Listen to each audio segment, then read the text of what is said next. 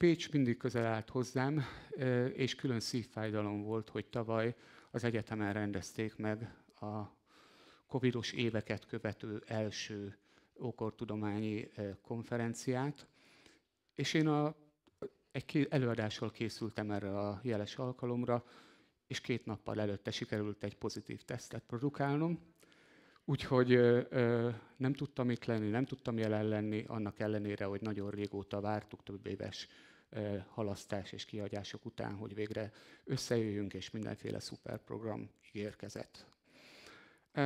Talán most egy kicsit kárpótol az élet azért, hogy itt lehetek önökkel.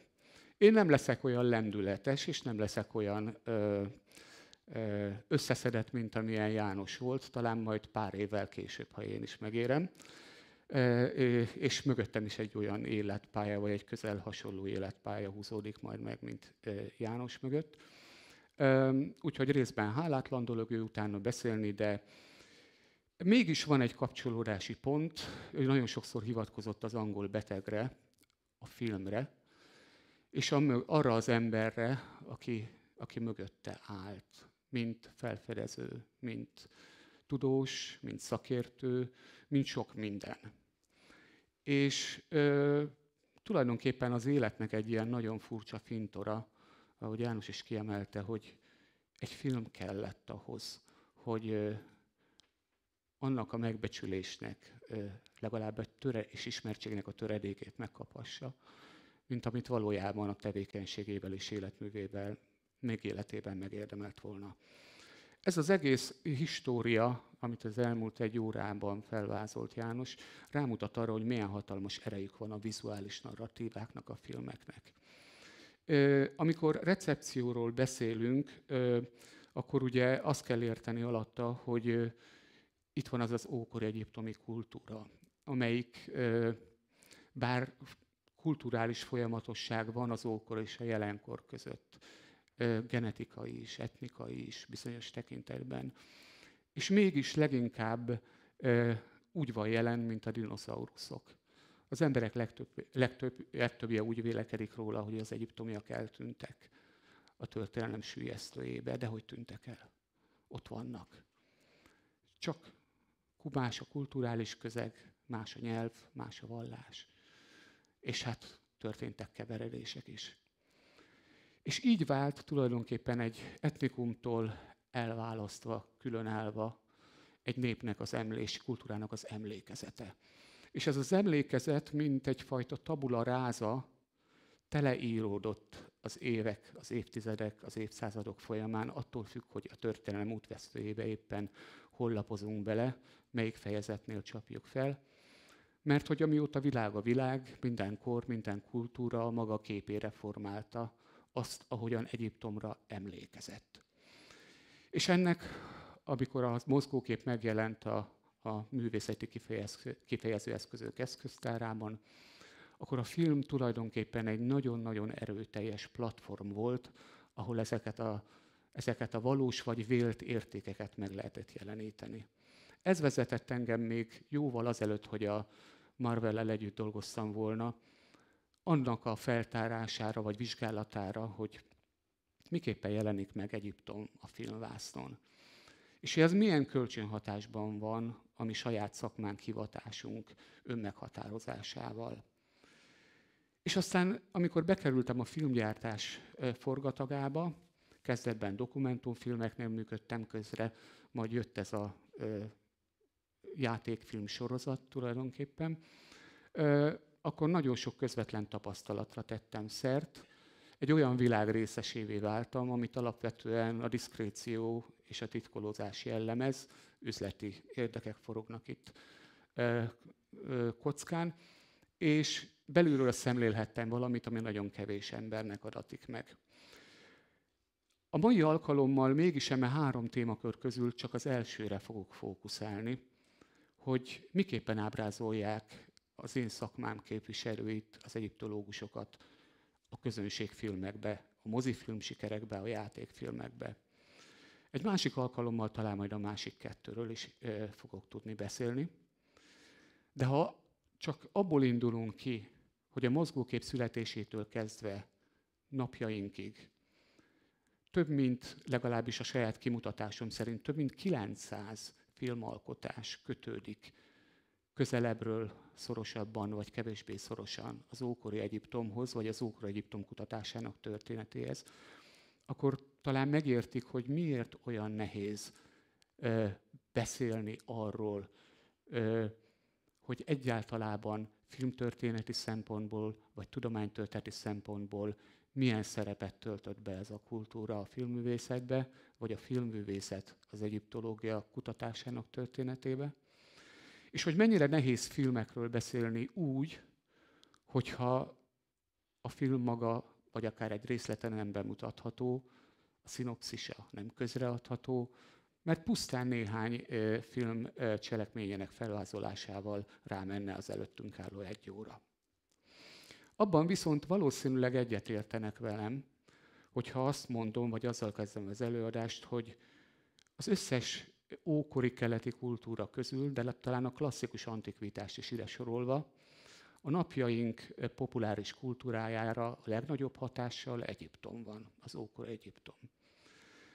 Mégpedig azért, mert az egyiptomi relikviákban megtestesülő időtállóság, a bennük megmutatkozó, megkapó érték, az esztétikai szépség még ma is képes megragadni az embereknek a fantáziáját. Tulajdonképpen az egyiptomi műtárgyak seregében egyfajta jungi értelembe vett archetípusos ismerősség is van, ugyanakkor formavilágukban pedig izgalmasan mások.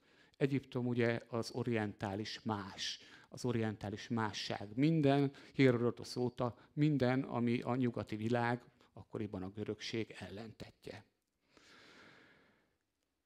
Az a furcsa, hogy ebben az Egyiptom iránti elragadtatásban nem csak a laikus érdeklődők, de az Egyiptom felé tudományos érdeklődéssel fordulók is osztoznak.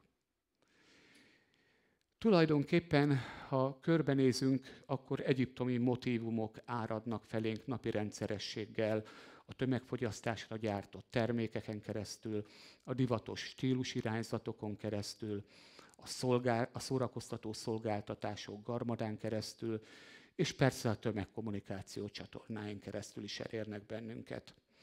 Így aztán óhatatlan következménye ennek a konstellációnak, hogy az egyiptológia és az Egyiptom iránt érdeklődő közvélemény szorosan és elválaszthatatlanul összekapcsolódott, összefűződött egymással.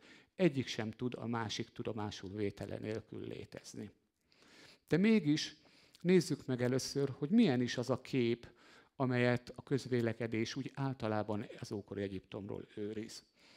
Itt most nem a hasamra ütöttem. Úgy nagyjából 20 évre vezethető vissza az a hagyomány, amikor elkezdtek úgynevezett visitor studies keretén belül valós vagy potenciális múzeumlátogatók körében felméréseket végezni, reprezentatív szociológiai felméréseket, amelyben arról próbáltak információt szerezni, hogy miképpen vélekednek az emberek az ókori Egyiptomról, és milyen elvárásuk lennének egy új egyiptomi kiállítás összetételével, dizájnjával kapcsolatban, és úgy egyébként tulajdonképpen hogy vélekednek mindarról, amit mondjuk látnak és hallanak és tapasztalnak a hétköznapokban és Egyiptommal kapcsolatos.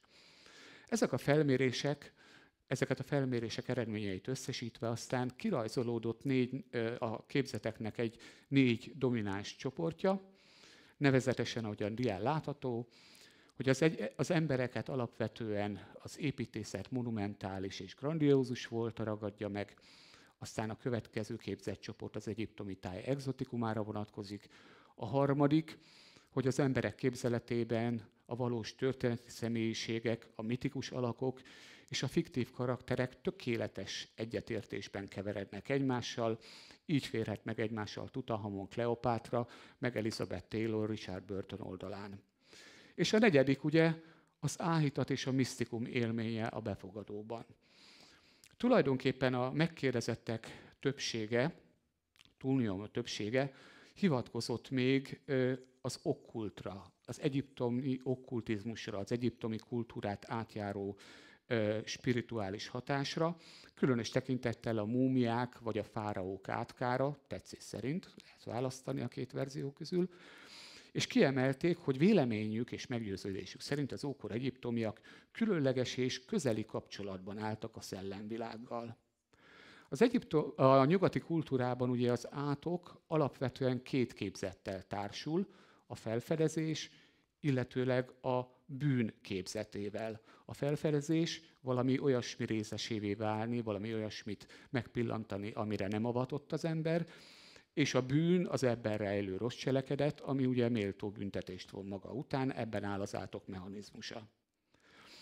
Szintén ezek a felmérések világítottak rá arra, hogy az emberek többsége alapvetően nem lát lényeges különbséget az egyiptológia és a régészet között, noha két teljesen különböző gyökerű, ám de természetesen a hétköznapok kutatási praxisában egymással szorosan együttműködő tudományról van szó.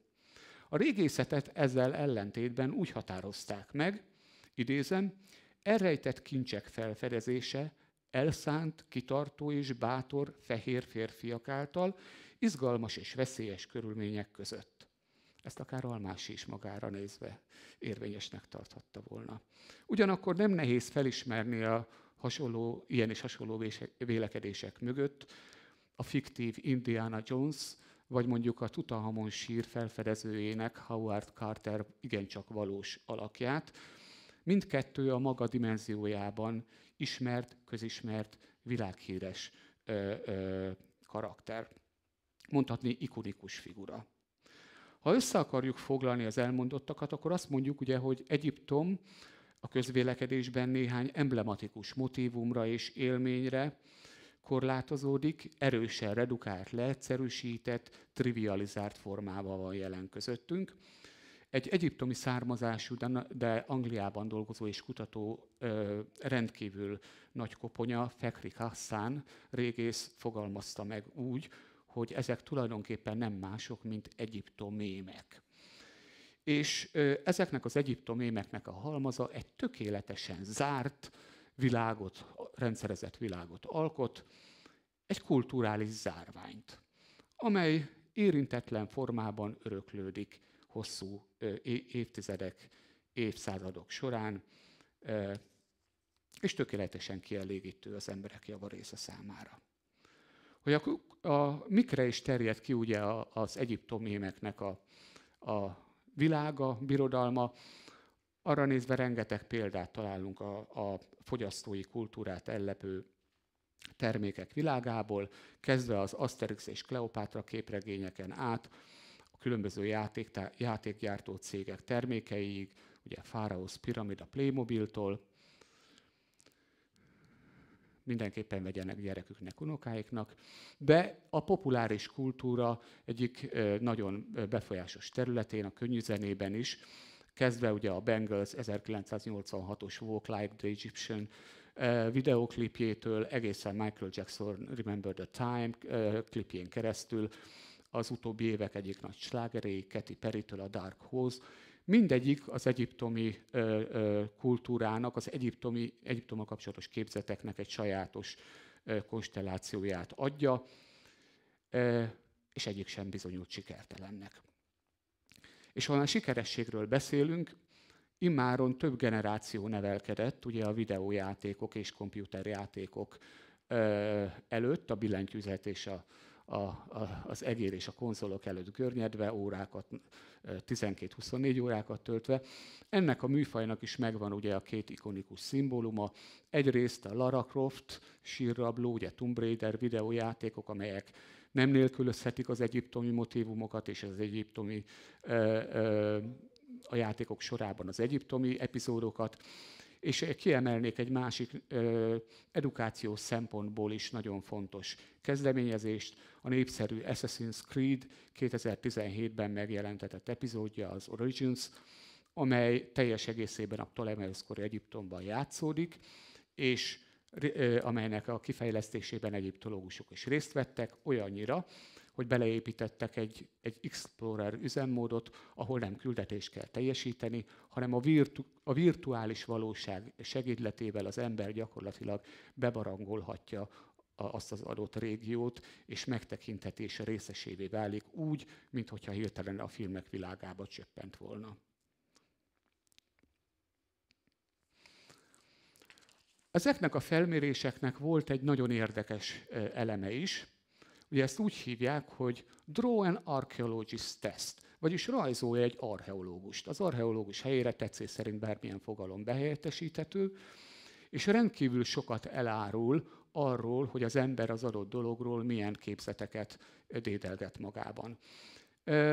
Hogyha megnézik ezt az illusztráció gyanánt kiemelt ábrát, sok van ilyenből, akkor ugye azt láthatják, amit később aztán az illető, egy egyetemi hallgatóról van szó, néven is nevezett, hogy számára a régész alapvetően az Indiana Jones. És a tevékenységénél, hogy mit is művel a terepen, sokkal fontosabb az, hogy néz ki. Tehát az öltözete, a jellegzetes kalap, a szerszámöv, és az, amilyen körülmények között és amikkel foglalatoskodik. Valóban tulajdonképpen az Egyiptomról és az egyiptomi régészetről alkotott képzetek forrása alapvetően a múzeumok közege, a tévéműsorok közege, ideértve az ismeretterjesztő műsorokat és a dokudrámákat, és a játékfilmek közege. De ezek a szociológiai kutatások különbséget tettek aközött, hogy a válaszadók melyeket tartják fontosnak, ezek voltak a felsoroltak, és hogy ténylegesen ők maguk honnan szerzik az információt. És torony magasan a játékfilmek, a közönségfilmek és a mozifilmek vitték el a pálmát. Az egyiptológia, ahogy már említettem, kénytelen a populáris képzetekre figyelni. Nagyon fontos, hogy mit gondolnak az emberek erről a tudományról a saját önmeghatározása szempontjából. Ugye bármely szakmát is vesszük alapul, annak a határai, a társadalmi reprezentációs határok, azok mindig időben haladva folyamatosan társadalmi diskurzusoknak a témái. Társadalmi vita zajlik arról, hogy például kitekinthető újságírónak a 80-as években, és kitekinthető újságírónak ma. Egy blogger vajon újságíró vagy sem? Milyen jogosultságok illetik meg? Ez más hivatás esetében is így van. Az egyiptológia is igyekszik rendezni sorait, és ahogyan más hivatásoknál, ez azt jelenti, hogy egymással kell ütköztetni két szempontrendszert, egy belső szempontrendszert, ami lefedi azt, hogy ezek vagyunk mi, belülről nézve, és egy külső szempontot, ahogyan a külvilág vélekedik rólunk, vagyis amikor azt mondják, hogy ezek ők. A kettő egyformán fontos és lényeges. És ez a külső nézőpont, hogy ezek ők, ilyenek az egyiptológusok, ezek tulajdonképpen elvárások, előítéletek, előfeltevések formájában úton útfélen felbukkannak, amikor az ember, a szakmabeli érintkezik a külvilággal, az érdeklődőkkel, legyen szó egy múzeumi tárlat vagy kiállítás megtervezése, előadások tartása és utána a kérdés-felelet szekció, vagy éppenséggel a média megjelenések közege. Miért, milyen téma kapcsán keresik meg az embert, és milyen lehetősége van arra, hogy elmondja, vagy nincs lehetősége arra, hogy elmondja, amit valójában szeretne. Az egyiptológia belső kritériumrendszeréről néhány szóban azt tartom fontosnak kiemelni, és ami általában elsikkad a külvilág felé, hogy ugye tulajdonképpen így per definíció nem az egyiptológia, az ókori egyiptomi kultúra valamennyi aspektusának a tudományos igényű és szintű vizsgálatát jelenti. Ez egy nagyon szép definíció, de két dologra is rámutat, hogyha megnézik ezt a felsorolást. Ez nem teljes, csak ízelítő arról, hogy mennyi aspektusa is van egy kultúrának, még hogyha az több ezer évvel ezelőtt létezett is. Az egyiptológia tehát szükségszerűen kutatásaiban interdisziplináris, vagyis olyan módszereket alkalmaz, amelyet több különböző tudomány vagy tudományág is magáénak val, illetőleg Ezen aspektusoknak a történeti rekonstrukciója szükségszerűen multidisciplináris, vagyis különböző szakmák képviselőinek együtt is kell tudni működni annak érdekében, hogy előbbre jussunk. Éppen ezért talán igaza lehet John Baines híres Oxford egyiptológusnak, aki azt mondta, hogy hagyjuk a hagyományos meghatározásokat. Az egyiptológia tulajdonképpen nem is tudomány, vagy nem is tudományág, hanem az úgynevezett regionális kutatásoknak az egyik ága. Ami azt jelenti, hogy tulajdonképpen térben és időben meghatározott szelete az univerzumunknak, ez a közös nevező, és meg annyit tudomány vagy tudományág tekinti vizsgálata tárgyának. És ez tulajdonképpen igaz. Különösen akkor, hogyha fennállásának 200 éve alatt az intézményesülés, a professzionalizálódás fázisain átesve eljutott az mai egyiptológia oda, hogy nagyon erős a specializálódás. Ez azt jelenti, ugye, hogy a különböző kulturális aspektusok ismerete és tovább az ott felhalmozott tudás továbbvitele olyan különleges és egyedi tudáshalmazt és módszertant igényel, hogy szép lassan az egyiptológia képviselői eltávolodtak egymástól, partikularizálódott ez a tudomány, és ma már önálló konferenciákat szerveznek az egy-egy aldisziplína képviselői, és néha azt se tudják, hogy a másik területen éppen mi zajlik. Mindebből azonban a kívülállók, a laikus érdeklődők szinte semmit nem érzékelnek, hála jó Istennek, csupán a szakmának a leglátványosabb aspektusait. És bár ugye a tényleges kutatásban a filológia, tehát a szöveges forrásokon alapuló és nyelvi és szövegtani szempontok szerint dolgozó filológia és az archeológiai módszerek egyaránt alkalmazásra kerülnek, de a kettő között kívülről nézve erősen elmosódik a határ, és sokan vallják, hogy az egyiptológia saját felfogásuk szerint lényegében a terepi régészeti kutatások egy adott régióra, jelesül Egyiptomra vonatkozó területe csupán. Gyakorlati szempontból vajon miért kell foglalkoznunk nekünk az Egyiptommal és az egyiptológiával kapcsolatos populáris képzetekre? Tehát adjuk a teóriákat, a hétköznapok gyakorlatában miért fontos ez? Miért nem haszontalan erre odafigyelni? Hát azért, mert bármelyik tudomány vagy tudományágnak a túlélése, gazdasági értelemben, és legitimációja alapvetően annak a függvénye, hogy mennyire képes kielégíteni a vele kapcsolatos társadalmi igényeket és elvárásokat. Gondoljunk arra, ha valakiket érdekel, vagy sikerül megnyerni, vagy elvarázsolni Egyiptommal, akkor talán nagyobb a hajlandóság a financiális támogatásra, szívesebben adakoznak cégek és állami dotáció formájában a kutatás fenntartására. És hát ugye azok, akik efelől döntenek, az ágazati irányítás, minisztériumi szinten, a politikai döntéshozók, a kuratórium tagok esetében nagyon nem mindegy, hogy mit gondolnak az egyiptológiáról, egyáltalán komoly dolognak tartják-e vagy sem, vagy miként vélekednek arról, hogy érdemes ezt csinálni, vagy teljesen felesleges és a féle orchidea dolog. És hát bizony-bizony a döntéshozatal során nekik egészen eltérő prioritásaik lehetnek, mint nekünk, akik ezt a tudományt a gyakorlatban nap mint nap műveljük és tovább visszük. Vagyis summa summarum, fogyasztói társadalomban élünk, és a fogyasztó szerepe és az igényei felértékelődtek.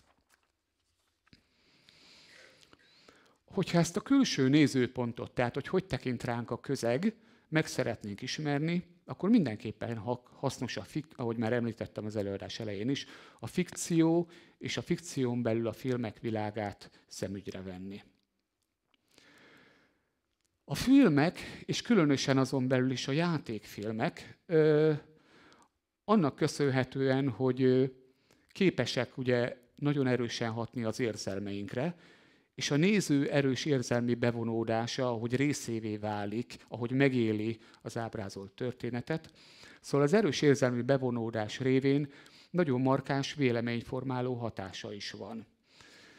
Úgy is fogalmazhatunk, hogy a filmek általában képesek arra, hogy ablakot nyissanak arra a világra, amit nem ismerünk, vagy mondjuk úgy, hogy első kézből nem vagyunk birtokában empirikus információnak arról az bizonyos adott dologról. Tehát ha valamiről keveset tudunk, akkor azt általában a filmek alapján, a filmek és olvasmányaink alapján, tehát a fikció alapján építjük fel magunkba. Szintén érdemes a filmekhez nyúlnunk, mert a film talán a kulturális kifejező eszközök közül az, amelyik az emberek legszélesebb tömegeit éri el. Ez nem biztos, hogy örömteli, hogy így van, de attól még igaz. Éppen ezért viszont egy film mindig tükrözi a készítésének korát, legalábbis abban a tekintetben, hogy annak a társadalomnak, amelynek keretein belül azt a filmet megalkották, milyen mentális, pszichés jellemzői voltak, melyek voltak az uralkodó ideológiák, a meghatározó eszmeáramlatok. Tehát tükrözi a társadalom adott állapotát. A film Egyiptom talán nem mondok újdonságot, gyakorlatilag a mozgókép megszületésétől kezdve igencsak kedvelt témája volt a filmeknek. A filmek tárán belül, vagy tárházán belül különböző műfajok dolgoztak fel egyiptomi motívumokat. Ahogy említettem, közel 900 filmalkotást tartunk számon. Ezek a drámai alkotásoktól egészen a korhatáros, mondjuk 18 karikás alkotásokig terjednek a műfaji repertoár, és a nézőközönség különböző életkori egységeit képesek megcélozni, tehát vannak kifejezetten gyermekek számára készített és edukációs céllal készített alkotások is. A lényeg az, hogy Egyiptom szolgáltatja ezekben az egzotikus hátteret különféle történetek elmesélésére. Ugyanakkor röpke 25-30 év alatt, tehát mondjuk ugye az 1920-as évekre ki is alakult már az Egyiptommal kapcsolatos filmek 3 nagy tematikus csoportja. A kosztümös bibliai filmek, tehát például az Exodus történetek feldolgozása, a József történet feldolgozása és így tovább. A második a Kleopátra filmek, a harmadik pedig a múmia filmek. Bármennyire gagyi elnevezés, de nagyon találó. Utóbbiak ugyanis lefektették a későbbi kalandfilmek vagy régész kalandfilmek alapjait. Ez pedig arra a sémára, azon sémán nyugodott, hogy a régész vagy felfedező találkozik az ismeretlennel és a fenyegetővel.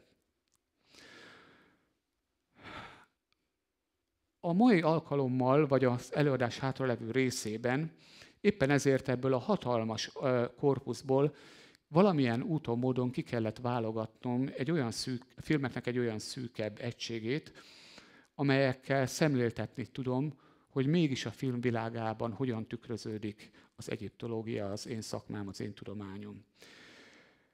Ehhez segítségül hívtam olyan filmeket, amelyekről biztonsággal kijelenthető, hogy nagy hatást gyakoroltak a nézőközönségre. Ez nem csak abban nyilvánul meg, hogy közismertek, és jó eséllyel önök is találkoztak már velük, vagy jól ismerik őket, hanem eltelt bizonyos idő megjelentetésük óta, ezért rendelkezünk egy bizonyos időbeni távlati rálátással, és ez alapján meg tudjuk ítélni, hogy ezeknek az alkotásoknak saját recepciótörténetük van, azaz önmaguk is nagy hatást gyakoroltak a filmtörténetre, és kialakult körülöttük egy hatalmas franchise birodalom, tehát üzletileg is tartósan sikeres vállalkozásoknak tekinthetők. Nézzük először azt, hogy magának a karakternek a felfedező egyiptológus régész, ugye ez a 3 átfedésben van egymással, hogy ennek a karakternek a gyökerei hova nyúlnak vissza, meddig meddig vezethető vissza. Tulajdonképpen, amikor a 17.-18. században megindultak az első expedíciók a Nílus völgyébe és a bibliai tájakra, akkor az ezekről szóló tudósítások meglehetősen nagy visszhangot vertek a művelt, edukált rétegekben. Ugyanis nem csak, hogy érdekesek voltak, de élménydús olvasmányoknak is bizonyultak. Ugyanis íróik a különféle leírásokat regényes elemekkel, veszélyes, izgalmas epizódokkal vegyítették, méghozzá szándékosan építették a saját reputációjukat, brandjüket, másrésztről tudták, hogy így sokkal könnyebben eljut az információ az olvasó közönséghez, ha egyben izgalmasnak és érdekesnek találja azt, amit fellapozott. Ezen kurai utazók és felfedezők közé tartozik Austen Henry Layard, Ninive és Nimrud kutatója és felfedezője, aki egy roppant színes egyéniség volt. Volt ő minden politikus, jogász, diplomata, stb., de régészetileg is meghatározó volt a tevékenysége, és tulajdonképpen minden sok dolog mellett értett még valamihez, remekül el tudta adni magát. Így például életének hajlottabb éveire tekintélyes vagyont halmozott fel, nem mint a szüksége lett volna rá, hiszen tehetős arisztokrata családsarja volt, de tekintélyes pénzösszegre tett szert pusztán azért, mert élvezetes formában írta meg visszaemlékezéseit és beszámolóit, amit aztán rendkívül nagy sikerrel terjesztettek a könyvkiadók. Heinrich Schliemann, Trója felfedezője és feltárója a regényes életét, azt hiszem nem kell bemutatnom. És a harmadik személy ott középen, aki a legszorosabban kapcsolódik Egyiptomhoz, Giovanni Battista Belzoni, aki minden volt, cirkuszi erőművész is, feltaláló, hidraulikus mérnök, és a többi, és a többi. Alakja azonban elsődlegesen alakját azért őrizte meg az emlékezet, mert Egyiptomban ugyan régészetnek nem nevezhető módszerekkel, leginkább a kincskereső és kalandor, ezekkel írható körül a tevékenysége, de mégis olyan dolgokat vitt véghez, amelyeket korábban másoknak nem sikerült. Például ő volt az, aki sok-sok sikertelen próbálkozás után az angol konzul megbízásából a Ramesseum, azaz második Ramszesz Luxor nyugati partján emelkedő halotti templomának udvaráról az egyik hatalmas szoborkolosszus letört felső részét, és görögök segítségével sikerrel eltranszporálta a Nílushoz, hogy ott hajóra pakolják, és a végén a British Múzeumba kössön ki. Senki nem volt képes erre a mérnöki precizitást és találékonyságot igénylő munkára. Számos egyéb felfedezés is a nevéhez fűződik, és ezekről, amit itt a felcsapott kötet is mutatja, aztán olyan élvezetes formában számolt be, amelynek nem csak a műemlékek leírása volt része, hanem az is, hogy munkálatai során hol keveredett konfliktus helyzetekbe, összetűzésekbe, és néha az ostorát, a revolverét vagy a testjereit kellett latba vetni, hogy felülkerekedjen ellenfelein.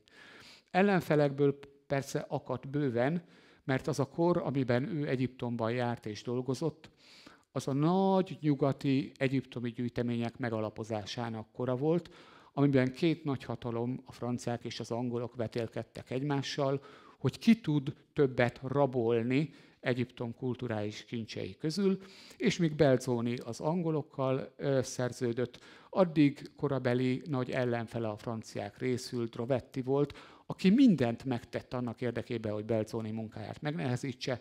Például, ha tudta, hogy valahol meg fog jelenni az olasz, akkor előtte alaposan felhergelte különféle hazugságokkal a helybéli lakosságot, hogy lehetőleg a legkevésbé, hogy is mondják, álljanak konstruktívan a dologhoz, amikor Belzoninak munkásokra van szüksége.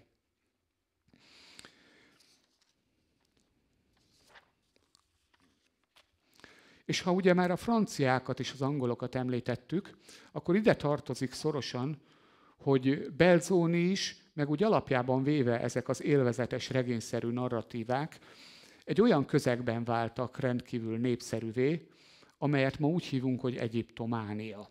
És ennek az egyiptomániának a gyökerei egészen Bonaparte Napóleon tábornok, ugye a későbbi császár egyiptomi hadjáratáig nyúlnak vissza, illetőleg a hadjárat eredményeit, hiszen ezen a katonák mellett számos tudós is részt vett, ezen hadjárat eredményeit, tudományos eredményeit közzétevő Description de l'Égypte 23 kötetből álló monumentális kiadványsorozata, amely nem csak tudományos eredményeket közölt vagy leírásokat tett közzé, hanem rendkívül szép művészi kivitelben ábrázolta az egyiptomi műemlékeket, sőt a korabeli arab világ mindennapjait is, és egy olyan Egyiptom képpel árasztotta el az akkori művelt nyugati világot, amely iránt nem lehetett közömbösnek lenni. Az egyiptomániáról részletesebben nincs is értelme beszélni, mert Ripple King, a kollégám néhány hónappal ezelőtt kifejezetten erről tartott egy remek előadást. Ugyanakkor azt szükségesnek tartom megjegyezni, itt ugye egy könyvszekrény látható, amelyet teljes egészében, amellett, hogy egy gyönyörű darab, de teljes egészében megtöltenek ezek a hatalmas fóliók, ezek a Description d'Egypte egy-egy kötetei, iszonyatos, súlyra is tekintélyes mennyiség, hát még ha a tudományos értékét nézzük. Szóval ezek a korai ábrázolások a korabeli Egyiptomról és az ókori Egyiptomról természetesen inspirálólag hatottak a 18. század végének és a 19. századnak a festészetére is. És ezt azért fontos megjegyezni, mert az itt felsorolt képek, amelyek közül talán a festők közül Laurence Alma Tadema munkássága emelkedik ki, amiatt, hogy közvetlenül inspirálták a korai filmek, Egyiptommal kapcsolatos filmek látványvilágát. Tehát volt miből meríteni, és az elsősorban ezekre a forrásokra hagyatkozott. Természetesen az egyiptománia közegén és milliójében egy-egy ilyen beszámolók és tudományos eredmények hatására utazók, kincsvadászok, kincskeresők ezrei lepték el Egyiptomot a szószoros értelmében, és ahogy említettem, nem csak ellepték, de szuvenírokkal megpakolva jöttek vissza, nemzetek nagy tételben fosztogatták Egyiptomot, az egyes utazók kisebb mennyiségben, de ahogyan akkoriban Egyiptom felett trónoló Muhammad Ali pasának az egyik szakértője megjegyezte, nem is európai utazó az, aki a Nílus völgyéből úgy tér haza, hogy egyik kezében nem egy múmiát, a másik kezében pedig nem egy mumifikált krokodilt tart. Hát igen, ez volt tulajdonképpen a korabeli, nevezzük úgy, trend. És hát az Egyiptomból Európába hurcolt múmiák, jó állapotban fennmaradt és gyakran koporsóstól elhurcolt múmiák rendszerint egy asztal tetején végezték, úgynevezett múmia kicsomagoló szeánszok keretén belül megfosztották bandázsaiktól, kötelékeiktől, és a tudomány nevébe téve ezt, de valójában ezek társadalmi összejövetelek voltak. Méghozzá némi nemű voyeurista, tehát leselkedő és erotikus felhanggal is vegyítve. A viktoriánus kornak a füllett szexualitásába tökéletesen beleillett az, hogy apropót teremtett arra, hogy a maga meztelenségébe lássák az emberi testet, amely azonban maga volt a paradoxon. Hiszen több ezer éves, mégis időtálló itt van velünk. A korabeli arisztokrácia, amelynek tagjai részt vettek ezeken a szeánszokon, nagyon gyakran hangot adtak annak, hogy számukra, vagy szemeik előtt a múlt és a jelen olvad össze. Az akkor és ott, az itt és mosttal. A múmia mindkettőnek a része, a több ezer évvel ezelőtti Egyiptomot a pillanatnyi jelennel vegyíti. És miután ezen szeánszok keretein belül szuveníreket, emléktárgyakat is lehetett kapni, gyolcsokat, kötegeket vihetett haza az érdeklődő publikum. Így akkoriban még nem volt jellemző a mai múzeológia egyik sarkalatos pontja, ugye, hogy a látogatókat arra kérjük, hogy ne érjenek a műtárgyakhoz. Itt lehetett, sőt. Tulajdonképpen ebben a közegben minden adott volt ahhoz, az a szellemi millió, hogy maga az irodalom is merítsen ebből, amely aztán már közvetlen inspirációs forrás volt a filmek számára. Ahhoz azonban, hogy megértsük, hogy a regényírók és novellisták miért és mire fókuszáltak Egyiptommal kapcsolatban, és hogy miért akkor tették, és miért abban a formában, ahogy, meg kell értenünk egy nagyon fontos társadalmi jelenséget, és ez pedig a spiritualizmus. A spiritualizmus, amely tulajdonképpen a 19. század közepétől jelentősen megerősödött a tengeren túlon, és a 19. század végére már Nagy-Britanniában és Európa egyéb területein is, és amely annak két központi tétele, ugye az egyik, hogy a lélek tovább él a halált követően, a másik, hogy nem csak tovább él, de kommunikálni is kíván az élőkkel, a hátra maradottakkal. Igen ám, de ez az az időszak volt, amikor a tudomány olyan jelentős felfedezésekkel állt elő, amelyek alapjaiban rengették meg a kor világképét. Charles Lyell, Principles of Geology, tehát a geológia alapjai, 1830 és 33 között kiadott kötetei, vagy Charles Darwinnak az 1859-ben megjelent A fajok eredete kell bemutatni című munkája, fogalmazunk úgy vulgárisan, hogy megrendítette Isten pozícióját a korabeli világban. Megkérdőjelezte a Biblia tanításait, vagy amit az egyház vallott például a föld keletkezésének koráról, vagy arról, hogy hogy jött létre, és hogy fejlődött ki az élővilág, vagy a ma élő állatok, élőlényeknek a széles spektruma. Igen, de voltak emberek, akik, és általában a tudós, vagy a művelt közegre gondolok itt, akik hitükben megrendülve nem tudtak közvetlenül és rögtön direkt módon az ateizmus felé fordulni, hanem helyette a misztikum és a spiritualitás felé fordultak, afelé irányult a figyelmük. Sokak számára a misztikum és a spiritualitás pedig nem mást jelentett, mint az egzotikus másságot valahogyan megragadni. A nyugat szemében az egzotikus másság pedig nem más volt, mint az ókori Egyiptom, és tárgyasulva a múmiák, a Nílus völgyéből idehozott relikviák, és közülük is nagyon hangsúlyosan a múmiák.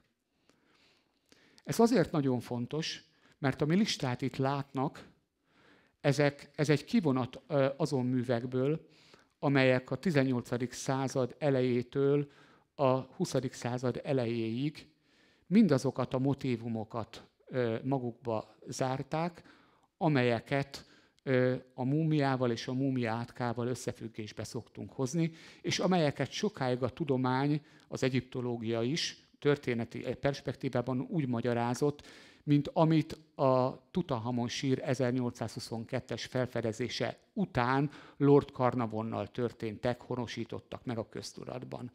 Hát nem. Gyakorlatilag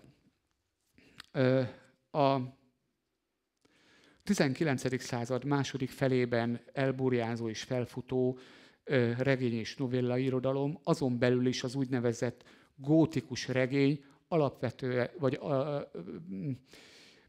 alapvetően és különös módon kiaknázta az ókori Egyiptomról, az ókori egyiptomiak hitvilágáról és a múmiákról alkotott képzeteket, és beépítették ezekbe az irodalmi alkotásokba azokat a motívumelemeket, amelyeket a később a filmek, illetőleg a modernebb irodalom is újra és újra feldolgozott. Tehát az eredet, ezeknek a motívumok eredete jóval korábbra datálódik, mint egészen a közelmúltig gondoltunk. Amikor aztán 1822-ben ugye Champollion megfejtette a hieroglifákat, vagyis pontosabban rájött, hogy hogyan kell olvasni őket, akkor eme felfedezés nyomán a szöveges forrásokon keresztül fogalmazunk úgy, hogy végre egyiptomi szót kaphatott. A szöveges emlékeken keresztül maguk az egyiptomiak szólhattak a jelenkor emberéhez. És el kell, hogy mondjam, hogy a spiritualisták számára sok tekintetben csalódás volt, amit az egyiptomi szövegek, források felfedtek. Legtöbbször ugyanis annak semmi köze nem volt egy bizonyos misztikus és elrejtett tudáshoz. Meg nem tartalmazott receptet a halál utáni létezésről, hogy azt hogyan kell elérni, és nem tartalmazott titkos tanításokat, hanem néha egészen hétköznapi dolgokról értekezett. Egy valamit azonban nem sikerült az egyiptológiának elérni. Hiába helyeződött a 19. század folyamán egyre inkább tudományos alapra, nem sikerült megfosztani a varázslatától, vagy a varázsától az ókori Egyiptomot. Olyannyira nem, hogy egészen a mai napig érvényes megállapítás az, hogy az ókori Egyiptomnak kétféle intellektuális megközelítése van. Az egyik, amely az okkultista vonásokat hangsúlyozza, és a másik, amelyik a tudományosság alapjaira helyezve tudományos módszerekkel kutatja és rekonstruálja ennek az ókori kultúrának a történetét. Ugyanakkor érdekes színfolt, hogy a késő 19. századi spiritualizmus azért nem csak a művelt rétegeket, de magát a tudományt sem hagyta érintetlenül. Olyannyira nem, hogy ismerünk egyiptológusokat, akik szintén amellett, hogy tudományuk komoly, eminens képviselői voltak, a spiritualizmushoz is nagyon közel kerültek, vagy egyenesen követőivé váltak. Például a Diának a bal szélén látható úriember Bernard Grenfell nem csak egyiptológus, de remek klasszika filológus is volt, és előszeretettel mesélte, hogy egyiptomi munkája során egy helybéli sejk, egy szent ember megátkozta őt, és az átok hatására komolyan megbetegedett, hogy ne tudja az ásatásait folytatni. Csak miután a sejk számára is kiderült, hogy ott tartózkodása és munkája anyagilag is kedvező a sejk és a falu közössége számára, na akkor szintén a mágia eszközével élve levette a rontást Grenfellről, és ő tovább tudott akadálytalanul dolgozni. Aztán itt van középen Battiscombe Gunn, akiről talán elég annyit mondok, hogy annál szárazabb téma, mint az egyiptomi nyelvészet területén az egyiptomi nyelv szintaxisa, nagyon nehéz találni. Egészen komoly, velejéig komoly tudományos munka, ő a szerzője, és mellette még számos nagyon komoly publikáció fűződik a nevéhez. Fiatal korában azonban nem csak, hogy közel került a spiritualizmushoz, de bizonyos rítusok elvégzésében aktív szerepet is vállalt, és élénk levelezésben állt Aleister Crowley-val, aki a kor híres és hírhedt okkultistájának számított, és az Aranyhajnal nevű titkos okkultista szervezet alapítójának tekinthető. Az, hogy Gunn, ez az eminens egyiptológus ilyen közel állt az ezoterikus tanokhoz, ezt a hagyatékában felelt levelezésekből tudjuk, de csak néhány évvel ezelőtt derült mindenre fény. Aztán ott van Margaret Murray, aki talán a leghíresebb brit archeológus, az egyiptomi régészet atyaként számon tartott William Matthew Flinders Petrie tanítványa volt, roppant tehetséges, és hogyha a korabeli viszonyokat nézzük, nő létére roppant tehetséges, és ezzel azt mondom, hogy a nő létére mégis érvényesülni tudott a tudomány területén, szóval egy roppant tehetséges egyiptológus volt. Emellett kitartóan kutatta a telepátiát, elmerült a szellemvilágban, és egyebek között gyakorló boszorkány volt. Tehát délelőtt megtartotta az óráit, majd délután és este pedig gyakorló boszorkány volt.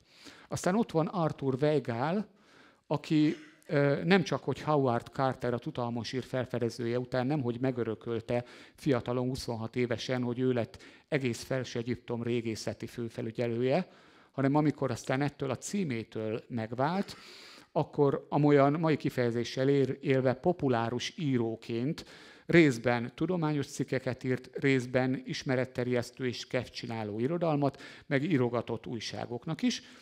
Na, ő például aktív szerepet vállalt abba, hogy Lord Carnarvon halálát követően az úgynevezett Tutankamon átka elterjedjen, és valósággal felrobbantsa a korabeli sajtót.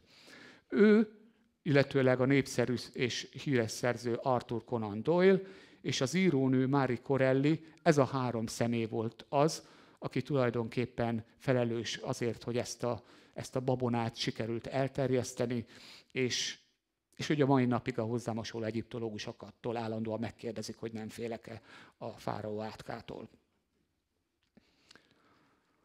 A korai némafilmek, amelyek közvetlenül merítettek a novellairodalomból, és ahogy mondtam, a festészet és az egyiptománia formavilágából, látványvilágából, gyakorlatilag néhány év leforgása alatt rövid filmek, némafilmek természetesen formájában feldolgozták a misztikus Egyiptom teljes tárházát.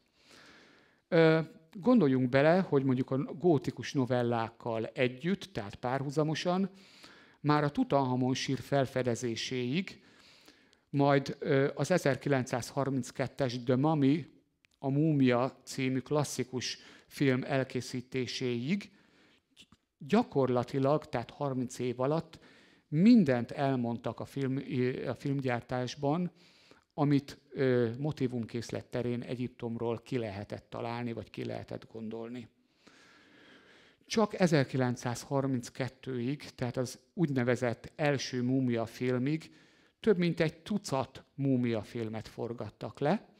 Ezek vagy elvesztek, vagy néhány másodperces töredékek maradtak fenn, vagy a szinapszisaik alapján ismerjük, és hál' Istennek van néhány, amely teljes egészében fennmaradt. Mikre gondolok, amikor azt mondom, hogy gyakorlatilag kimerítették a repertoárt? Ezekben a filmekben már előfordulnak azok a motívumok, a későbbi időkből jól ismert motívumok. A mágikus úton életre keltett holttest, mint itt a Szörny, a Le Monstre című 1902-es filmben. Ugye az egyik filmkockán ott láthatjuk a padon üldögélő csontvázat, amit egy dervis kinézetű ember a fáraó vagy a herceg kívánságára egy lepelbe borít, és csiribú csiribá a lepel alól egy húsvér valóságában újjászületett szép asszony bújik elő. Aztán szintén előfordul már ezekben a korai filmekben az átok, mint egyfajta büntetés a tolvajokkal szemben. A dia bal szélén Georges Méliès, aki nem csak hogy híres pirotechnikus volt, hanem gyakorlatilag korai némafilmek egyik meghatározó készítője, aki ugye a felfedező viszontagságai és a Makrancos múmiák címen fennmaradt filmje, ebből csak 12 másodperc maradt fenn, és néhány képkocka még, de ez alapján rekonstruálni lehetett a történetet. Gyakorlatilag egy óegyiptomi szarkofág és a múmia megbolygatóját egy megjelenő istenség olyan büntetésben, olyan átok büntetésben részesíti, amely során a megidézett démonok alaposan ellátják a baját. Aztán ugye szintén megjelenik, mint motívum, a múltból a jelenbe átnyúló szellem, amelyik vagy a szerelmet, vagy a bosszú lehetőségét keresi a jelenkorban, nem ritkán a kettőt egymással vegyítve és kombinálva. És egyáltalán nem véletlen, hogy ez a bizonyos múltból a jelenbe látogató szellem, démon, vagy újjáéledő múmia nő.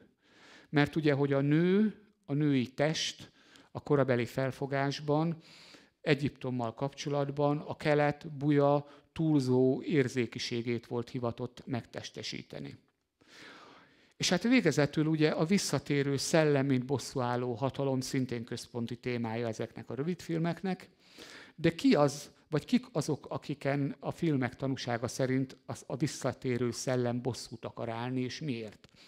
Bosszút akar állni azokon, akik nem hisznek a halálon túli életben, akik nem hisznek az átok erejében, akik tudományos vizsgálatok tárgyaként kezelik a testeket és a relikviákat.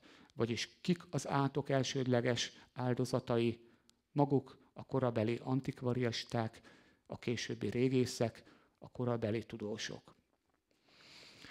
Tulajdonképpen mind ezek a novellák és regények, mind ezek a korai némafilmek tekinthetők témáikból kiindulva a korabeli kolonialista, tehát a gyarmati időkre történő egyfajta reflexióként, a brit nemzeti bűntudat egyfajta kifejeződéseként, amiért ugye a kolonialista szellemiség jegyében lényegében évtizedek alatt megfosztották Egyiptomot kulturális örökségétől és lényegében múltjának, és lényegében a múltjától, mondjuk ki kerekperec.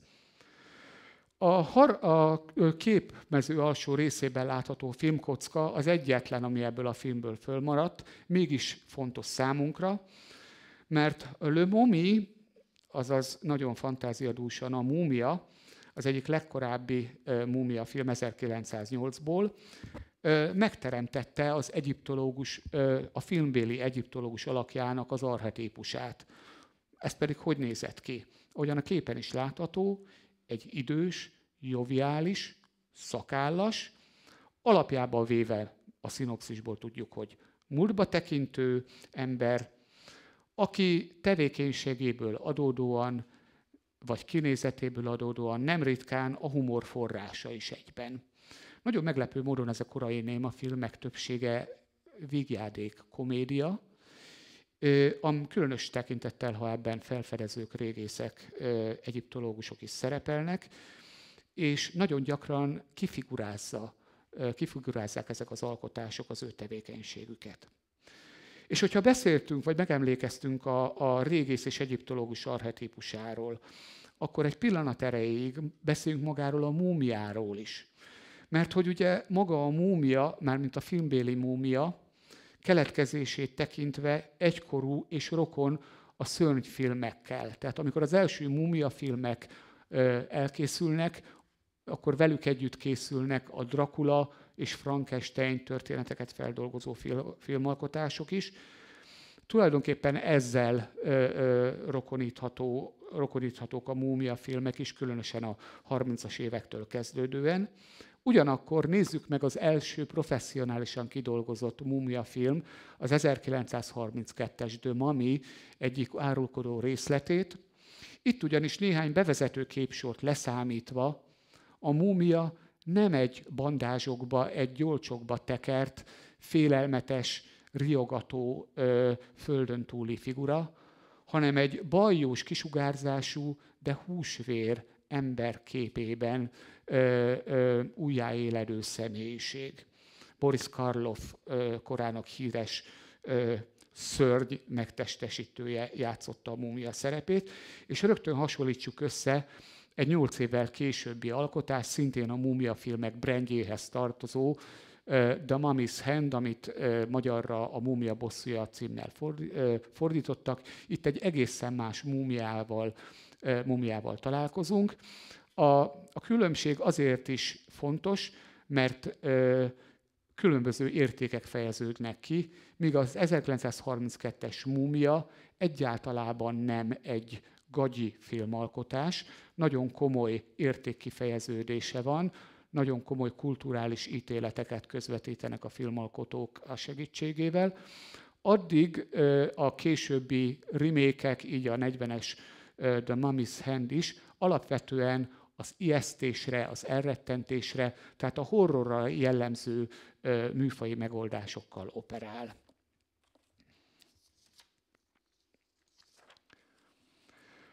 A hátralevő időben engedjék meg, már ha van, hogy próbáljam felrajzolni tulajdonképpen egy hivatás, egy foglalkozás, a régész egyiptológus filmbéli ábrázolásának egyfajta anatómiáját, ahelyett, hogy egyes filmeknél időznénk. Ahhoz, hogy ez lehetségessé váljon, több mint 100 év filmtörténetét szemlézve, egy kritériumrendszerre van szükség. Az én kritériumrendszerem pedig a következő, hogy azt vizsgáljuk meg, hogyan szerveződik ez a hivatás, azaz mit csinál, kinek csinálja a régész vagy az egyiptológus, és egyáltalán miből él a filmek tanúsága szerint. Hogy megvizsgáljuk, hogy mi jellemző rá a személyiségjegyek tekintetében, hogy milyen változások mennek végbe a karakter fejlődése során az idők folyamán. Hogy mit mondhatunk el az egyiptológus régész tudásáról, a tudományosságok, tudományos mi voltjuk, miképpen fejeződik ki. Hogy mi jellemzi viszonyulásukat a kulturális örökséghez. Hogy milyen morális értékeket követnek, vagy éppen nem követnek.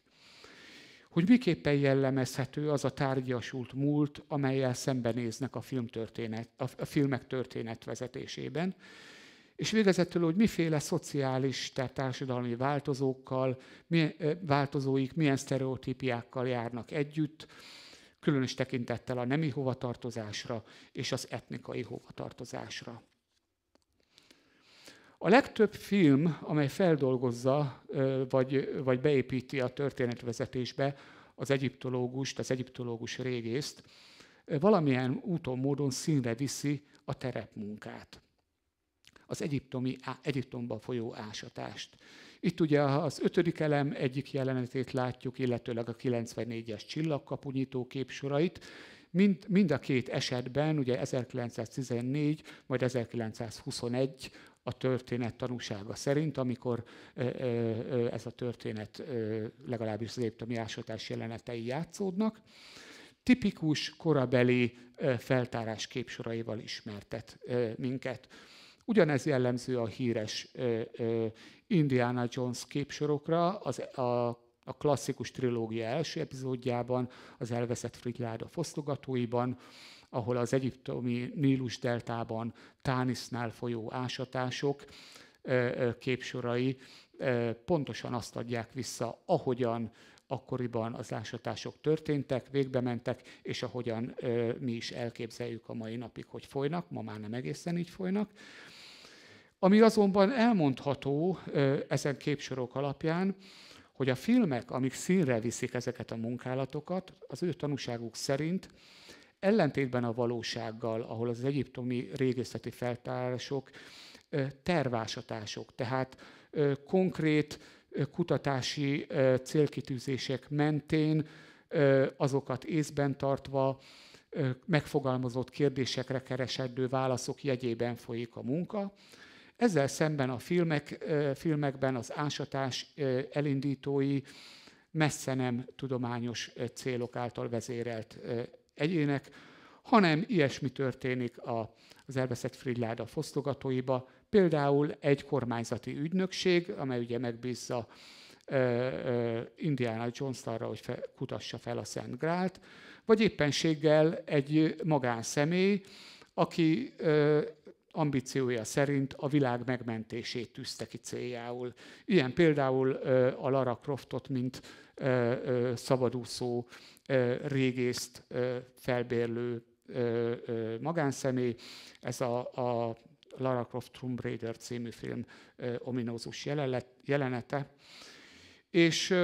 De már a korai filmalkotások is a tényleges terepi munkálatokból leginkább a munkások hatalmas forgatagának megjelenítésre, illetőleg némi homoxitálgatásra korlátozták a képi megjelenítést. Mi mondható el az egyes karakterek intézményi kötődéséről, mint a tudományosság fontos jelölőjéről? Hát maga az affiliáció, tehát az intézményhez kötődés, ez nem túlságosan jellemző, viszonylag ritkán van jelen. Általában a tudományosság a nevek elejét tett titulusokban a doktor vagy professzor, ugye Dr. Jones vagy Professor Jones, Indiana Jones esetében ebben jut kifejezésre, de őt legalább néhány képsor erejéig látjuk tanítani is, méghozzá az elveszett Frigyláda fosztogatóiban, illetőleg a trilógia harmadik részének néhány jelenetében is, és innen tudjuk, hogy a New Englandi Marshall College keretein belül archeológiai kurzusokat tartott. Mindez azonban nem tartja vissza attól, hogy a múzeum vagy egy kormányzati ügynökség megbízásából aztán nekilásson és a világ különböző tájain műkincseket hajtson fel és tulajdonítson el.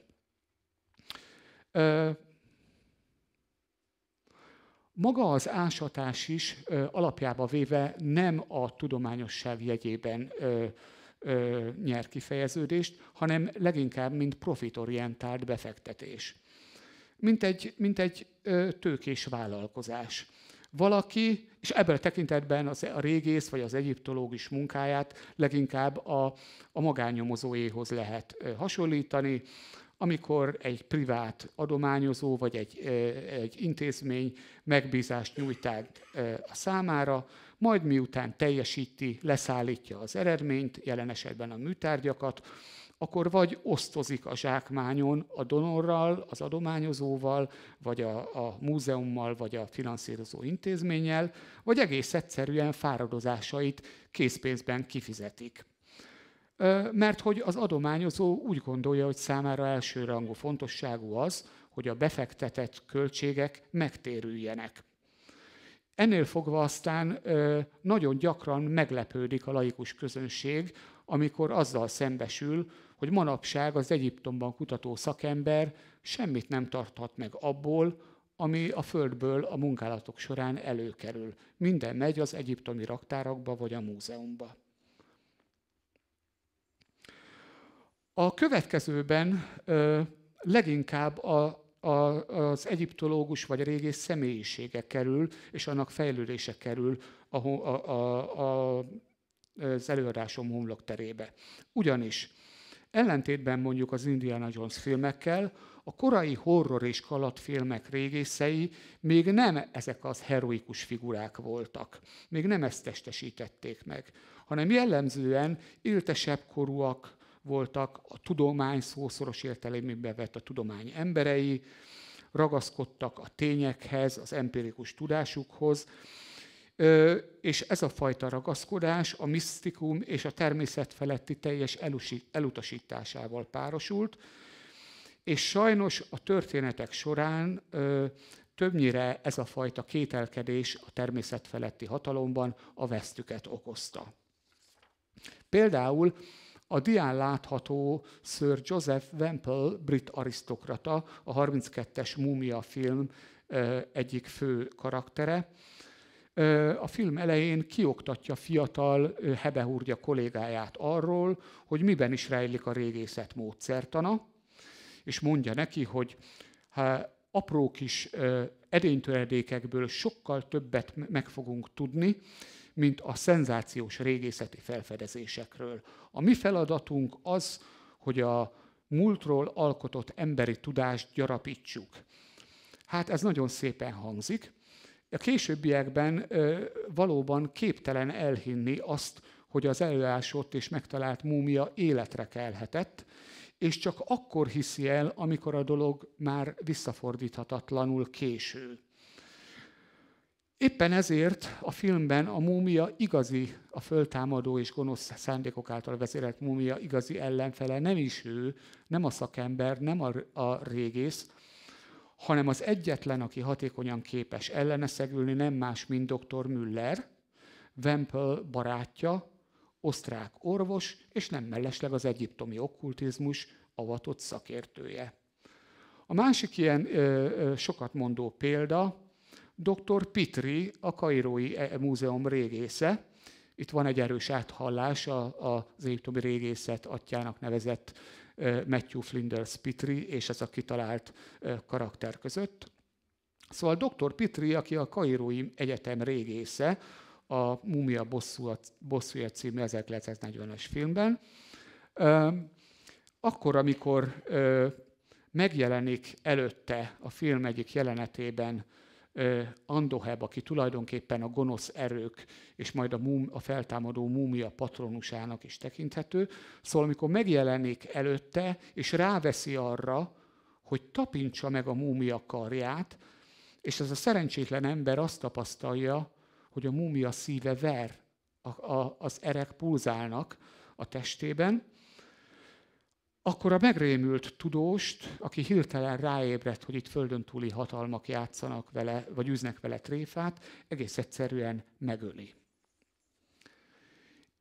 Ezzel szemben Indiana Jones, akinek karakterében tulajdonképpen egyszerre támad fel a vadnyugat mítosza, és aki egy személyben jártas a fegyverforgatásban és a tudományban, kiváló fizikai képességekről tesz tanúbizonyságot, sármos, de mégis kissé ügyetlenül bánik a rámozduló hölgyekkel, és ezek így együttesen, különösen eme utóbbi vonásai kissé emberszagúvá is teszik. Nos, az a szerep, az a karakter, amit ő a filmekben betölt, az létezett a korábbi egyiptomi tárgyú filmekben is, de ezt a férfias védelmező szerepet nem a tudósok, hanem más típusú karakterek játszották el, töltötték be. Az egyetlen kivétel, tehát az 1980 előtti egyiptomi tárgyú filmművészetben az egyetlen kivétel, aki talán típusát tekintve rokonítható Indiana Jones-szal, a Stephen Benning, a balszerencsés egyiptológus az 1940-es The Mummy's Handbe, mert hogy ő benne a tudás és a macsóság szintén egy személyben egyesült. És nagyon furcsa az is, hogy az Indiana Jones epigónok mellett, mint például a Jack Hunter karaktere körül, vagy karaktere köré szövődő trilógia, szóval az Indi epigónok mellett, az Indiana Jones epigónok mellett az összes többi filmben később ez a szerepkör, intelligencia és fizikai rátermettség ismét ketté válik, két karakterben rendeződik el, és ez a két karakter egymással egyenértékű szerepet tölt be. Például az 1994-es Csillagkapu című filmben szükség volt egy karakterre, Dr. Daniel Jackson, az egyiptológus, kiváló nyelvi készségekkel megáldott ember, aki extrém tudással rendelkezik, és képes kommunikálni az idegen civilizációk szülötteivel, de szükség van egy Jack O'Neill tábornokra és egy egész katonai kommandóra, aki képes védelmezni ezt az alapvetően esetlen figurát. És hogyha már Daniel Jacksonról beszéltünk, ugye akkor szóba kerül a tudás, a specializált tudás. A specializált tudás, tehát hogy olyasmihez ért az illető, amihez más nem, az mindig a régész egyiptológus karakterének az alakja. Minden esetben. A sajátja, bocsánat. Hiszen az ő személye jelenti az ősi kultúrához való kapcsolódás kizárólagos lehetőségét. De ennek a tudás megszerzésének és fejlesztésének a módja már a legritkább esetben nyer ábrázolást, többnyire egyáltalában nem. A tudás használata pedig végtelenül leegyszerűsítve és időben lerövidítve kerül bemutatásra. Pusztán azért, mert hogyha minden úgy kerülne megfilmesítésre, ahogyan a valóságban történik, az teljes egészében romba döntené a film belső és a történet belső ritmusát, ritmikáját. Ennek a bizonyos specializált tudás megjelenítésének a tipikus példája a szövegek, feliratok elolvasásának és lefordításának a motívuma, az erre való képesség.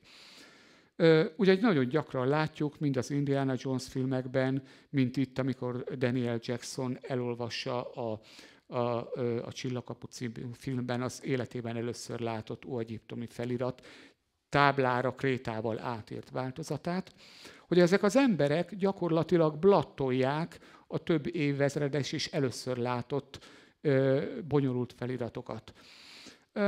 Ez tök jó nekik, én irigylem őket. Valójában ugye a tényleges szótárhasználat, a valós filológiai kutatómunka heteken, hónapokon át tartó folyamatát képtelenség színre vinni. Ezért ennek a jelenségnek a leírására általában a dramatikus tudományosság, azaz a tudományosság narratív módon történő ábrázolása jelzőt szoktuk használni.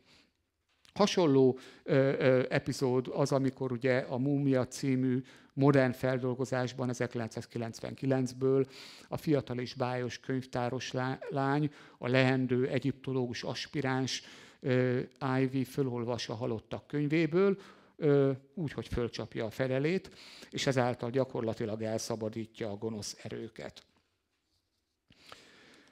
A szaktudás azonban nem korlátozódik csak a szöveges forrásokban, minden esetben univerzális jellegű, és hogyha nem egyiptológusról, hanem szélesebb értelembe vett régészről van szó, akkor kiterjed minden korra, minden népcsoportra és minden tárgytípusra. Ha szűkebb értelemben egyiptológusról van szó, akkor a filmek egyiptológusa a saját szűkebb területén, de hasonlóan univerzális tudásról és képzettségről tesz tanúbizonyságot.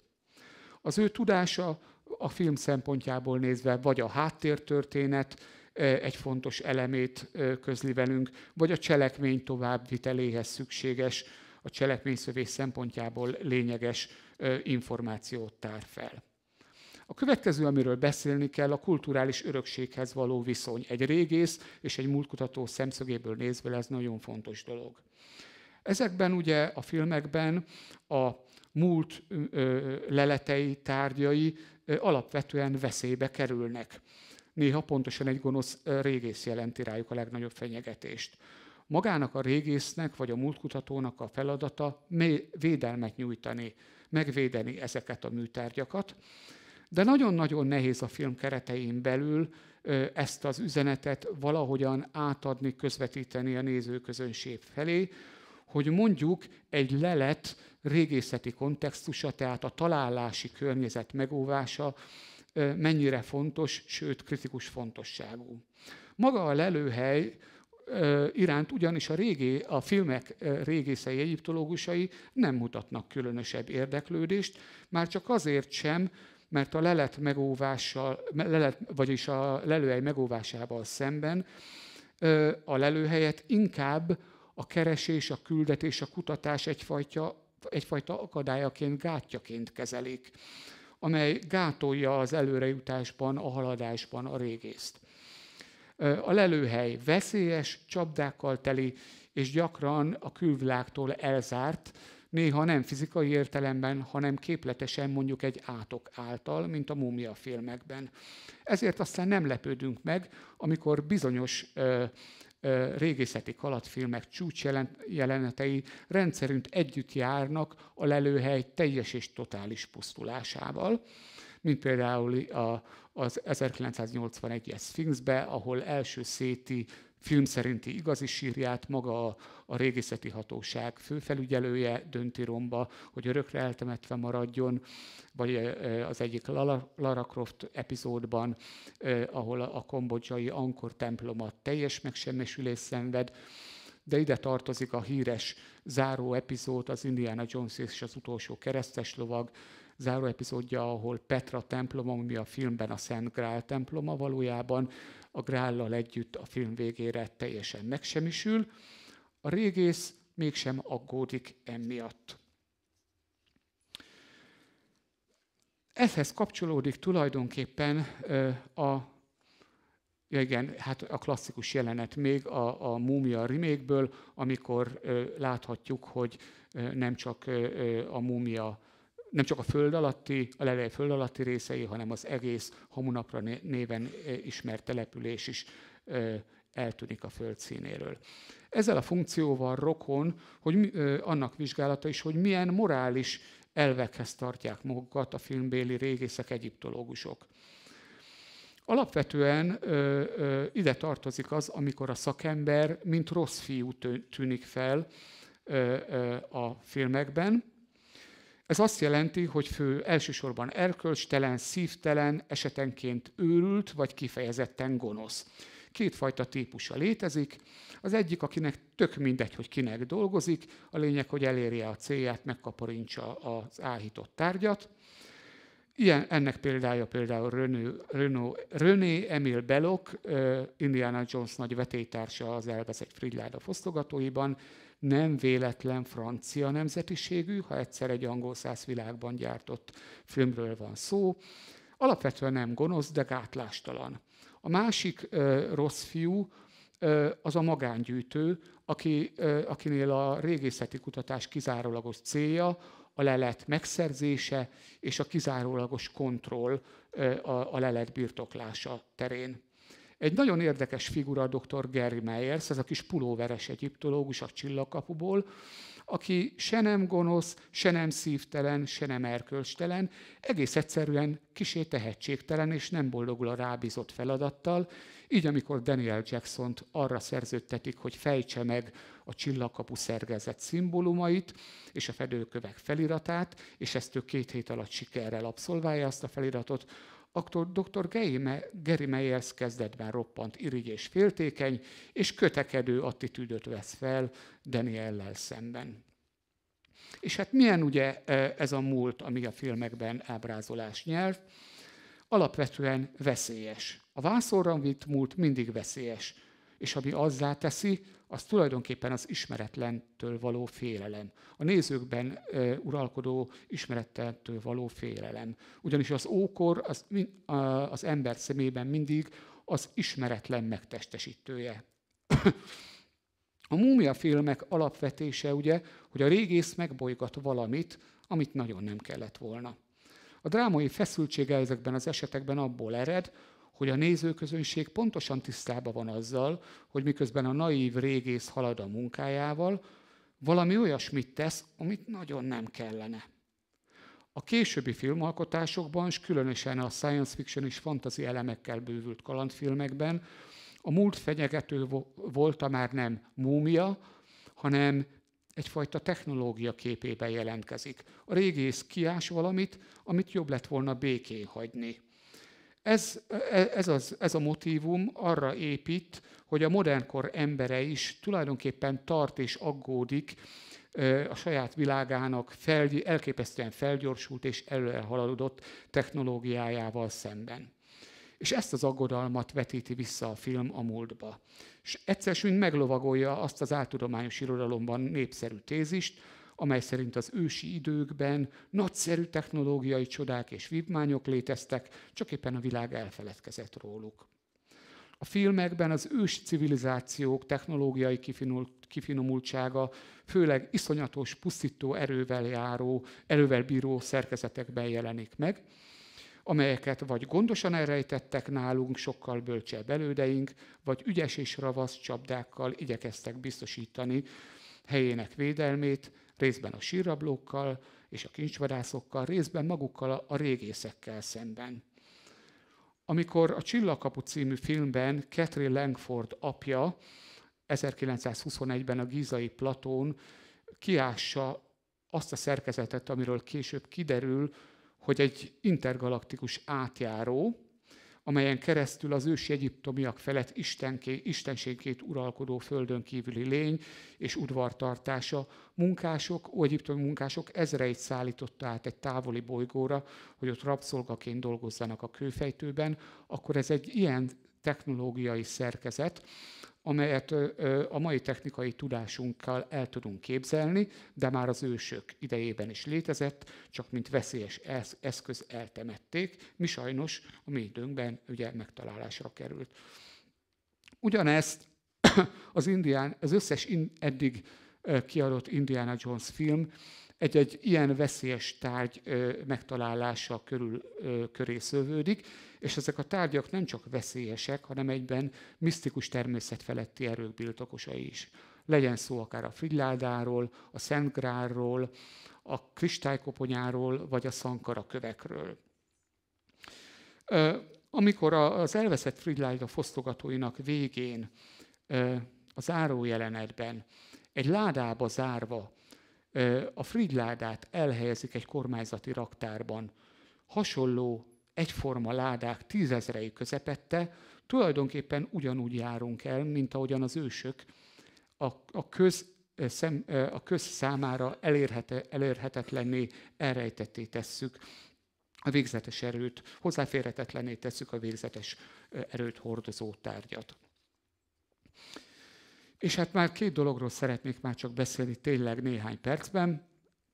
Az egyik az, hogy amikor arról beszéltem, hogy alapvetően a karaktertípusok váltása vagy változása során a korábbi idősebb, fizikailag gyengébb, áldozattípusú régész karakteréről fokozatosan átkerült a hangsúly a fiatalabb, erőteljesebb, heroikus figurára, akkor ez együtt járt a karakternek bizonyos fokú szexualizálásával is.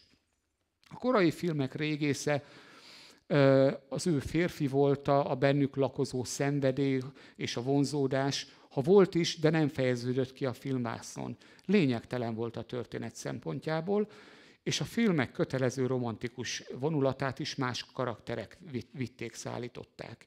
Ezzel szemben Indiana Jones és az indi epigonok szexualitása nem csak hogy előtérbe kerül, hanem plastikusan kidomborodik, és a múmiafilmekkel kapcsolatban is, például Bernard Fraserről, vagy a Lara Croft filmekben Angelina Jolie-ról, ugyan állíthatjuk, hogy az ő karakterük nem túl szexualizált, de azért kétségkívül vonzó karakterekkel állunk szemben. Míg az olyan alapjában véve félszeg figura is, mint a Csillagkapuban Daniel Jackson, egyiptológus, ő a történet sodrása folyamán alakul át, excentrikus félénk karakterből olyas valakivé, akinek helyén van a szíve, és aki egy idegen planétán a helybéli törzsfőnök lányában rátalál a szerelemre. De kettejük románcának legvadabb ábrázolása a filmen mindazonáltal csak az első kissé ügyetlen csókra korlátozódik. És hát ugye, ha már a csókról volt szó, mi az, amikor ebben a szerepkörben hölgyek tűnnek fel régészként, egyiptológusként? Alapvetően két típusukat kell megkülönböztetnünk. Az egyik a jól szituált nők, akik oda vannak a kalandért, nem mellesleg gyönyörűek, de vagy nincsenek ennek tudatában, vagy nem mutatnak érdeklődést a vizslató férfi tekintetek iránt. Ilyen például Lara Croft, vagy a dia jobb szélén látott professzor Sidney Fox, a Relic Hunter, magyarul Elveszett erekék fosztogatói sorozat hősnője, központi karaktere. A másik típusa a régész egyiptológus hölgyeknek a fiatal tudós palánták, hallgatók, gyakornokok, vagy könyvtárosok, például ugye Evelyn Kernehen a Múmia filmből, 1999-ből és 2001-ből, akik viszont amint leveszik a szemüvegüket és leengedik a hajukat, figyelemre méltó szépséggé változnak át, alakulnak át. Az első típushoz, a Lara Croft és a Sidney Fox típushoz hozzátartozik, hogy vannak olyan vélemények, mely tekintetben, vagy melyek szerint ők tulajdonképpen csak női ruhába bújtatott, de valójában férfi karakterek, akik mondjuk a védelmező és védelmezett konstellációjában a védelmező szerepét töltik be, és emögött valóban van valami. Ők a domináns személyiség, például amikor Sidney és az ő tanársegédbeosztottja Nigel közösen bocsátkozik kalandokba, mindig Sidney a védelmező, és az esetlen félszeg Nigel a védelmezett fél, de például a 2022-ben forgatott Hordlovag Moon Knight-ban is egy arab régész leánya, a szintén egyiptológus régész Laila az, aki minden bajból és veszélyből próbálja kihúzni a kissé esetlen félszeg amatőr egyiptológus Stephen Grantet. És hát legvégül, ahogyan mondtam, az előadásomat szeretném azzal zárni, hogy a mások, a klasszikus sémákban be nem illeszthetőkről, a filmbéli ábrázolásairól ejtek néhány szót. Ez általában a kalandok helyi képviselőit foglalja magába, és 4 alapvető típusba rendeződik. Az egyik a helyi archeológus, aki a gonosz erőkkel szövetkezik a film során. Vagy azért, mert vallásos hite diktálja, vagy mert túl gyenge jellem ahhoz, hogy ellenálljon a démon vagy az ellenség hatalmának. Ilyen például ugye a képen látható Andoheb professzor, a Kairói Múzeum alkalmazottja, állítólag nagyszerű tanár egyébként, akit azonban a film elején a karnaki főpap magához hivat, majd örökösévé tesz meg, és felszólít arra, hogy az élet átlevő részében Káris feltámadó múmiájának védelmezője legyen. A másik típust képviseli az úgynevezett nemes barbár, a kiemelkedően művelt, a régészeti emlékek elkötelezett védelmezője, gyakran a származásukat az ősidőkig visszavezető titkos társaságok tagja vagy egyenesen elnöke, akik valójában ugye nem tértek át az iszlámra csak külsőségeikben, hanem megőrizték ősi hitüket. Kivételes bátorságról tesznek tanúbizonyságot, de céljuk eléréséhez mégis mindenképpen szükségük van az európai főhősre. Ilyen például dr. Terence Bay, a Kairói Régészeti Múzeum kurátora a 99-es Múmia című filmbe. A harmadik típus a világuralomra törő, és a vágyaik megvalósítása érdekében a gonoszszal szövetkező régész, aki viszont európai gyűjteményben tölt be tudományos pozíciót. Szerepe a filmben abból áll, hogy meggondolatlanul elszabadítja a baljós erőket. Ilyen a 2001-es Múmia filmben Balthus Hafez, a British Museum arab származású kurátora. Intézményes európai háttere ellenére nagyon fontos, hogy a féle stigmaként a közel-keleti etnikumba sorolják be. Ugye a tipikus orientalista attitűd. És hát a negyedik, utolsó típus, aki származását tekintve közel-keleti régész, de nem kifejezetten áll a rossz oldalon, de azért a múltjában vannak sötét foltok, nem eléggé képzett ahhoz, hogy helyes irányba terelje az események folyását. Ilyen például a 99-es Múmia filmben dr. Ellen Chamberlain, akiről véletlenszerűen tudjuk meg, hogy korábban a New York-i Metropolitan Múzeumnak a hírneves egyiptológusa volt, csak valami illegális műkincspiaci dologba keveredett, ezért onnan távozni kellett, és az amerikai kincsvadászok szakértőjéül szegődik. Ő az, aki nem képes megakadályozni az átok elszabadulását, annak ellenére, hogy képes lefordítani az erről szóló feliratokat, és a filmben őróla is általában csak az arab egyiptológus kifejezéssel utalnak. Az utolsó dia, két dia, amit szeretnék megmutatni, az azért van, hogy egy pillanatra ragadjuk ki magunkat a régész kalandfilmek világából, mert a filmtudománynak jóval több, a filmtörténetnek jóval több van a birtokában, amit mutatni tud számunkra ebbe a témába. Ugye az első a parodizálás esete. Mindenki ismeri Monty Python repülő cirkusza című sorozatot, a kemény és száraz angol humor, ami már groteszkségbe hajlik, kiváló mesterei. Egy 1970-es epizódban, amely az Archaeology Today, azaz Ilyen a régészet ma című epizódban visszatérő sketch az, amiben mintegy kifigurázzák a régész kalandfilmek fő karaktereit. Itt találkozunk Sir Robert Eversley-vel, aki felesége társaságában egy sivatagi, homokos helyszínen egy teljesen nonsens, szenzációs felfedezéssel kérkedik. És egy nagyon-nagyon szép, legalábbis szerintem szép és méltán, vagy inkább nevezzük úgy, hogy alulbecsült epizóddal szeretném zárni a mondandómat. Mindenki ismeri a Derrick sorozatot. Különböző bűnügyeket oldanak meg. Van azonban egy olyan epizód, a 94-es Nakebéte, azaz éjjeli imák, amely szinte kilóg a sorozat többi történetei közül. Derrick itt a háttérbe fordul, egyfajta vezető szerepet tölt be, mert az igazi főhős Dr. Roth egy egyiptológus. Ő az, aki a múzeumi régiségek között otthonosan mozog, de számára mások sorsa és élete közömbös. A világ élvezetesebb oldalát nem ismeri. Két példa, amikor az asszisztensnő megkérdezi tőle, hogy itt az Egyiptomi Múzeumban csak halottakkal foglalkozott. A mostani szitu bizonyára új számára. Vagy mikor Derrick elviszi egy éjszakai bárba, és ott megkérdezi tőle, hogy ezt a világot ugye nem ismeri. És dr. Roth mondja, hogy nem ismeri. Miért kénytelen ez az ember feladni az elveit és a számára otthonyos környezetet, amit az egyiptomi relikviák, a múmiák, vagy éppenséggel anyja közelsége és a dolgozószobájának a környezete ad? Azért, mert hírét veszi, hogy ő állítólagos vérszerinti apja egy lánynak, akinek az édesanyját orvul meggyilkolták.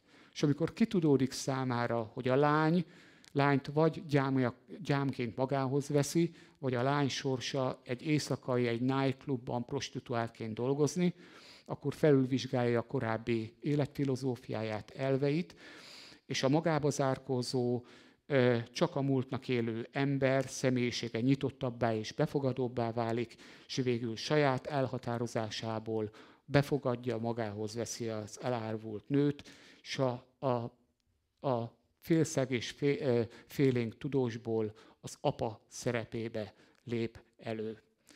Ezen a ponton szeretném megköszönni kitartó türelmüket és figyelmüket. Én nem rabolnám továbbiakban az idejüket, és főleg nem a hastáncosokét. Úgyhogy ezen a ponton zárnám is az előadásomat. És remélem a jövőben még valamikor, valamilyen formában találkozni fogunk egymással.